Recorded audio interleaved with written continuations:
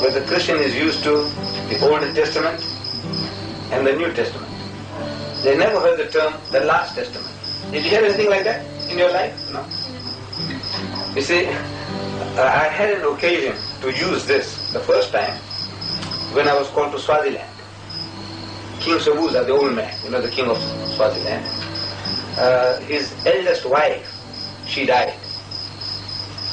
And there was a controversy in Swaziland as to how long is a man to wait before he can remarry. But since King Sobuza had other 8 wives, that controversy turned from how long is a man to wait to how long is a woman to wait. Suppose Sobuza had died, how long are his wives to wait before they can remarry? So the topic changed from how long the man is to wait to how long is the woman to wait. And there was a controversy raging in Swaziland.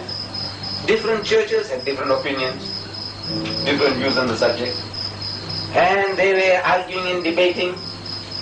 So King Sobuza called a synod, all the Christians in the country. Yes. And they also have 1,000 sects and denominations among the Swazis, like anywhere else, like in the rest of Africa. They tell us that in South Africa, among the whites, there are 1,000 different churches and denominations, and among the blacks there are 3,000. There are different fragments of a little thing. Yes. Like in America, there are 40 different Baptist churches. Different. So this Baptist church, no music in the church. That Baptist church, music, but no dancing. The other one, dancing is allowed, and so on and on. 40 different Baptist churches. One won't go to the other. So, among the Swazis, these different churches arguing, debating, so the king says, let's call up a synod. And there was a Swazi Muslim. So he called me, he said, look, we also have a point of view. So I went down to the synod. We were accommodated in the king's kraal, in the yard, in the grass. And we sat there and the arguments and debate started from 7 o'clock in the morning, sitting in the grass. No tea break, no lunch break. The American is tough. He's going on and on. So about 5 o'clock my turn came. That's part of the afternoon. In the afternoon. And by then, so many had their say. And the Swazi, one fellow comes along, master orators. The Africans are master orators. Everyone a potential Billy Graham. Among us, Billy Graham is somebody. Yes. Among them, every African is a Billy Graham. He's an orator. I'm not, no reflection on your hero. That's not my hero. So one fellow comes along and he makes a point. So everybody says, hurrah! Then the next guy comes along and he says, polish. Polish means porridge, means all rubbish. What he said is all rubbish. And he makes his point and everybody says, hurrah! Anyway, next guy comes along and says, polish. It's all rubbish. What is it? Garbage. Junk. What this guy said is all junk. He criticized each one in turn. No, just brushes them off. It's all right. Now, he makes his point. The way he does it, everybody says, hurrah! So my turn comes. So I said, you know what? We are discussing this problem from morning till now, and we haven't come to an answer yet. No solution to the problem.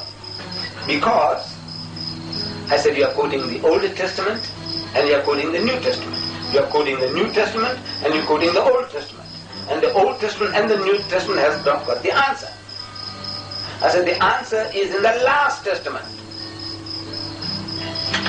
Anybody's, I go, so what is this? Never heard of it. I said, look here. I had it in my hand, the Quran. I said, here, this is the Last Testament. This book has the answer to your problem. And you don't have to think. You don't have to deduce anything. Listen. So, chapter 2, verse 234, I think it was. I started reading to the audience. It says that if any of you die, this is the Quran. Yeah. I said, if any of you die, it says, leaving widows behind, they must wait. This is the distraction. The music is a distraction. I'm sorry. So if any of you die, leaving widows behind, they must wait concerning themselves 4 months and 10 days. He said exactly, word for word. 4 months and 10 days. So do you need an explanation on that? 4 months and 10 days. But he says, anybody could have guessed 4 months and 10 days. This is attributed to God, that God Almighty inspired Muhammad to say 4 months and 10 days, the widow must wait. With regards to waiting after divorce, it says 3 months. You wait in case the woman is carrying. So therefore, 3 months to know that she's clear, then she can remarry. Divorce, after divorce, 3 months. Is that the Quran says? Yeah. After demise of her husband, 4 months and 10 days. Why? That's the question. Very good question. Why 4 months and 10 days? So, in the first instance, I said, look man, any man could have guessed it, any wise man. If he gives a number of people to guess, come on you, how many? So some say 3 months, you say 3 months and 10 days, you say 3.5 months, somebody say 4 months, somebody say 4 months and 10 days. Somebody could have guessed it. And let's say Muhammad guessed it, 4 months and 10 days. I'll give you a reason behind it. And what more it says. I said anybody could have guessed it, and your guess is as good as mine. See? But there's nothing miraculous about 4 months and 10 days. But I show you something miraculous about this book. The next verse says that you may propose marriage to the widow, but do not enter into a marriage contract until the term is fulfilled. I said that's a miraculous part. You see? It says you can 4 months and 10 days. But in the meantime, you do not enter into a marriage contract with the widow until the term is fulfilled, 4 months and 10 days. You may propose to her, you may suggest to her, but you can't marry her. Why?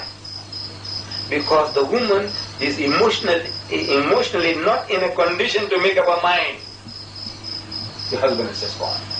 Your brother-in-law comes along. I says, sister-in-law, look, don't worry. I'm prepared to give you protection in marriage. You and your children. He said, look, man, I've lost my looks. Who's going to, in the marriage market, you haven't got any value anymore. Who's going to take me? And here comes along your brother-in-law. He's prepared to marry you. You see? So you said, I'm very happy, I'm delighted, I didn't think anybody would care for me.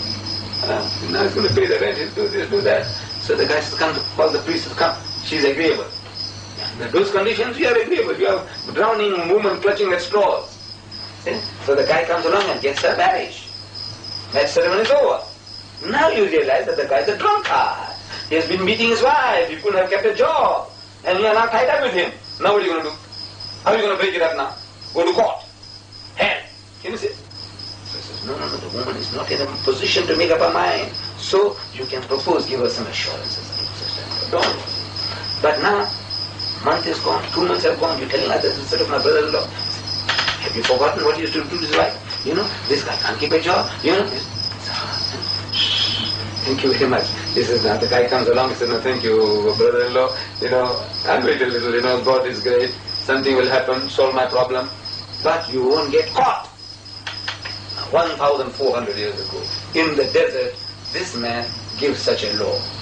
4 months and 10 days, but don't enter into a marriage contract until the is accomplished. I said, can you imagine a man in the desert giving you such an answer? You don't have to reason, no deduction. In the whole Bible you can't find an answer like that.